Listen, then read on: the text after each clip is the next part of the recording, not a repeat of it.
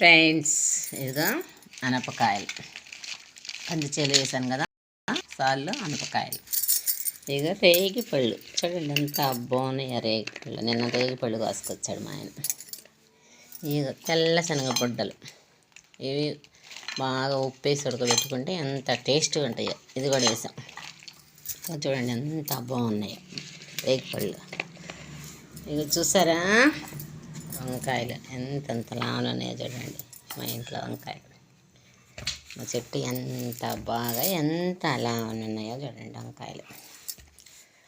ఇంకా జామ పండ్లు నిన్న కోసాడు. జామ పండ్లు మా చెట్టుకు పూసిన పూలు. ఇంకా రేగిపళ్ళు చూడండి ఎంత బాగున్నాయో. రేగిపళ్ళు సూపర్ అంటే సూపర్.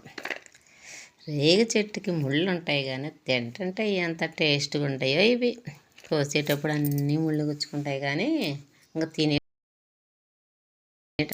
ఎంత బాగుండమంటే అంత బాగుంటాయి.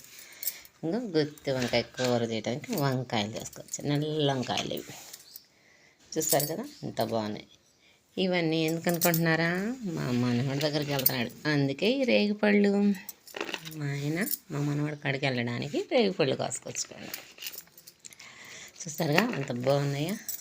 నేను ఇవి కూడా చాలా బాగుంటాయి ఉప్పేసి వండుకుంటే. చూస్తారుగా ఎంత టేస్ట్గా. చూడండి అనపకాయలు, ఇవి కూడా తింటే హెల్త్కి చాలా మంచిది. కందికాయలు అనపకాయలు ఉడకబెట్టుకొని తింటే అంత బాగుండమంటే అంత బాగుంటాయి. ఇంకా